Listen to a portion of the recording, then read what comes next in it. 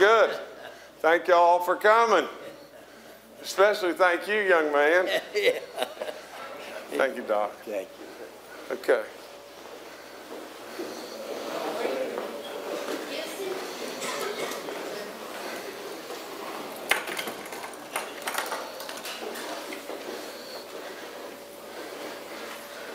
Y'all could all come up here and join us.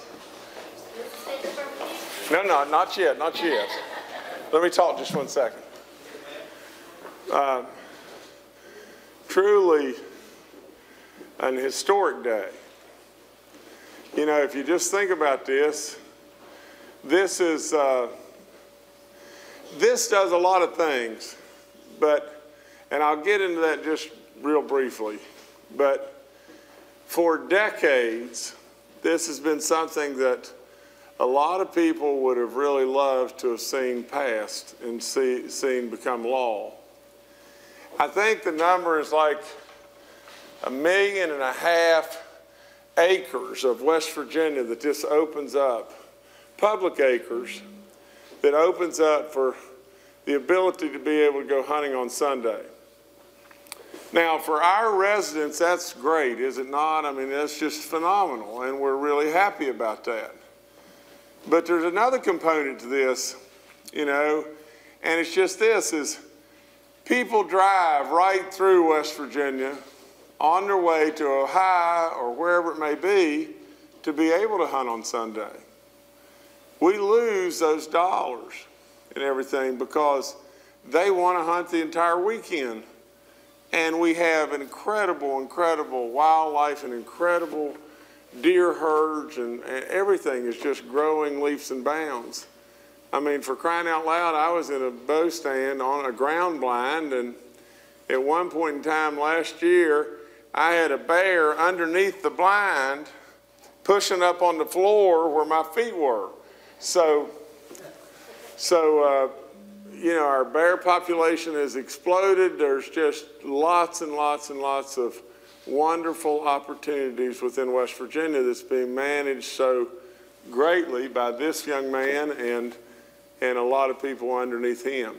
And so today is truly historical, something that a lot of you as our legislatures, whether it be Boogie or Sue or whoever it may be, that have worked really diligently for this day to come. So I'm going to sign these. And with great honor, I'm going to sign them because I'm an outdoorsman and I'm a hunter, and I know just the fact of what hunters do. They're not people that are savage killers. They're people that believe in conservation. Imagine this. Imagine that. I think in like 1921, we had our first deer season in West Virginia. And we killed like 30 deer.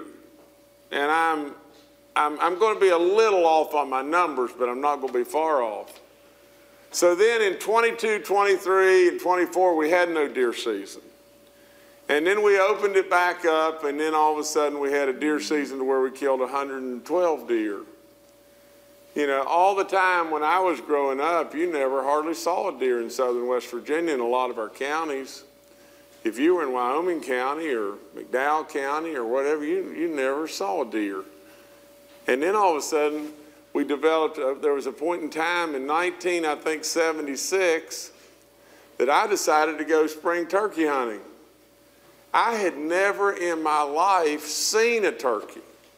And there's nobody in this audience that's been in the woods any more than me. There's no way.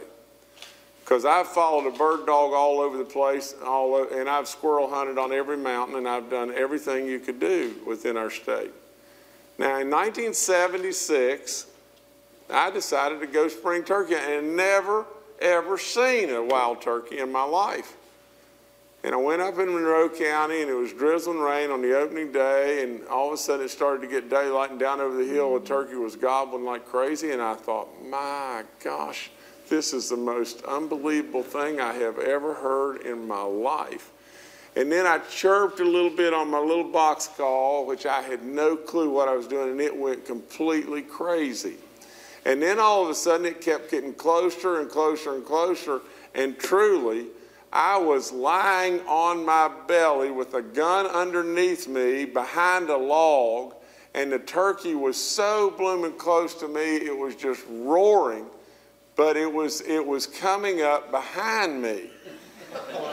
Now, so I had this ingenious idea that I would just roll over the log because it hit me while I was lying on my gun. I said, how are you going to shoot? And so I rolled over the log. Don't capture that in your mind. And when I did, you know, I waited about probably 30 seconds, chirped again on my little foolproof Lynch box call, and nothing, no sound whatsoever. And I said, it doesn't matter. You know, I have absolutely now been addicted beyond belief to turkey hunting because this was the most exciting thing that I have ever been involved with.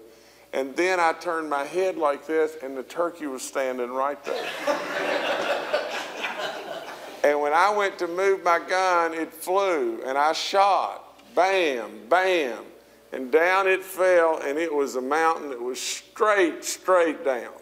And I jumped up and took off down over that hill, and then the next thing I was doing cartwheels down the hill, for real. And my clothes torn all to pieces and everything else, and finally I caught up with it. And the man with me was Roscoe Weichel. We took it to the Beckley paper because we were so, I mean, we couldn't believe it. They took a picture of it and everything. It weighed 20 pounds, 10 ounces or something like that. But I'm telling you that whether it be to see, you know, a scarlet tanager, or whether it be to see just this, and I don't want to bore you with this, but to be in a deer stand, and we could put corn out and everything for the deer to come into the stand and be there. And this is true. Now, y'all may think this governor's lost his mind, but it's true. You know, this nice little 6-point buck came in and everything. Of course, I'm not going to shoot at anything unless it's a gigantic buck and whatever. And it's right in front of me. It's as close as Dr. Alexander is to me. And I'm on the ground. And about that time, out of nowhere, wallers up these 2 raccoons. And they're over here on this side eating, and the buck's over here, and they just keep getting closer and closer and closer together. And this is what hunters see. This is the thing hunters see. They kept getting closer and closer and closer, and finally, the raccoon and the buck were inches away. And I'm telling you, if the good Lord takes me away right this second, that buck reached its antlers down just ever so gently, picked that raccoon up, turned it over here, and put it back down, and both of them went back to eat. Now, that's what hunters are all about. Hunters are all about that deer season when in the beginning we killed like 30 deer, and today there's hundreds of thousands of deer killed in West Virginia. The deer herds are unbelievable. The turkeys are all over the place. The bear are exploding. You know, we've got trout in our wonderful streams and everything. We need to capitalize that on that in every way. So I signed this with great pride, from being an outdoorsman to being that turkey hunter that was flying over the mountain. Now, all of you can come up here now. It's a good idea, good time.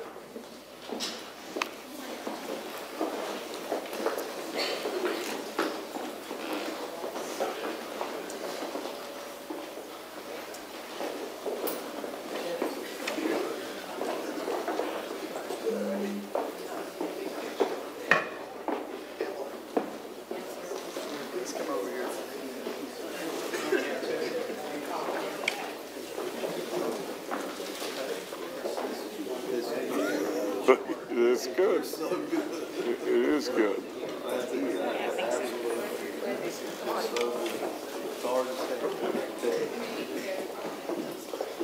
Okay, here we go. I'm gonna do this pen by pen, okay? So, I mean, you know, it looks real official, and I've got pens to give out. Okay, that's the first one. All right.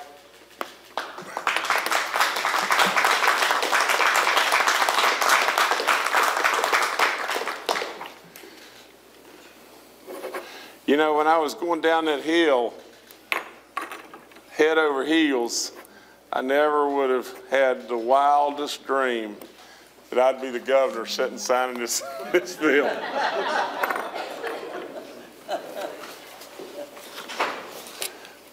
I tell this story all the time, but a great hunter, an incredible teacher, an incredible contributor to our state is this man right here, Dr. Alexander. And Dr. Alexander taught me when I was at Marshall, in some way put up with me, I don't know how, but he did. And so, but he has, he's just an unbelievable individual. He loves the outdoors. He's been a great hunter forever. And I messed up, so I'm gonna just catch up. But, okay. I don't know which goes where, but a great buddy, that's for sure.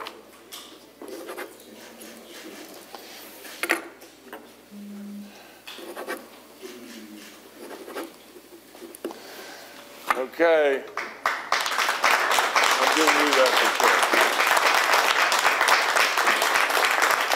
But, they have the one-shot presentation now. oh, okay.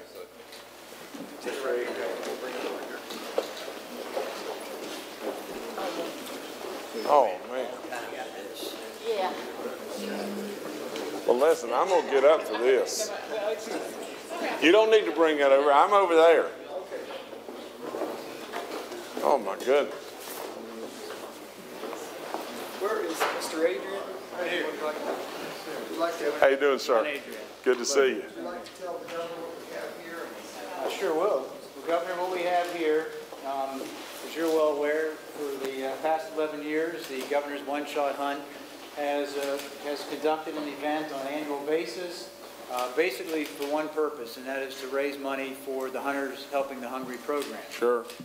Over those 11 years, we've donated in excess of $500,000 to the Mountaineer Food Bank, basically to assist in two purposes. Number one, to help pay processors to participate in the Hunters Helping the Hungry, because if you would ask them, the food bank tells you that the venison is the #1 meat of choice at the food bank, and so anything that we can do, this program, this group of volunteers puts together every year to help that and to help those in need throughout the state of West Virginia, we're in full support of.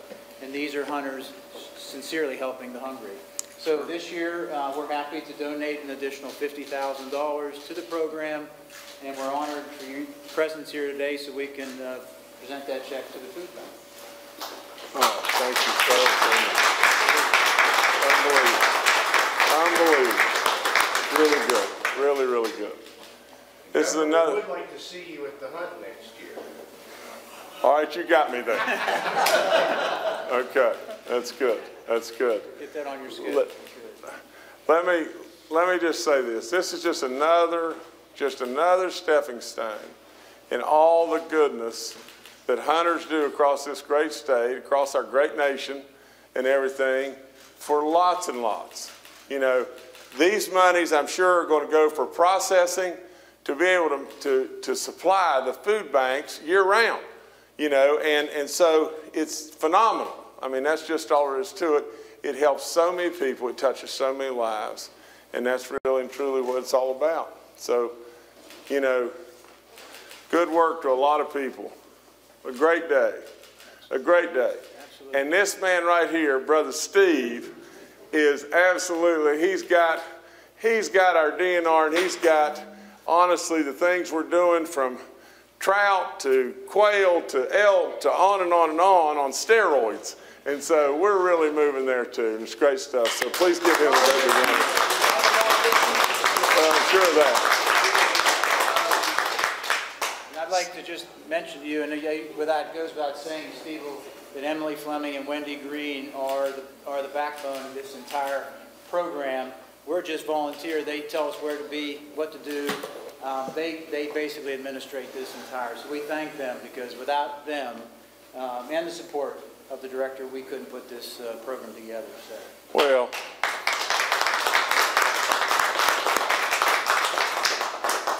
great women always keep us in the right spot.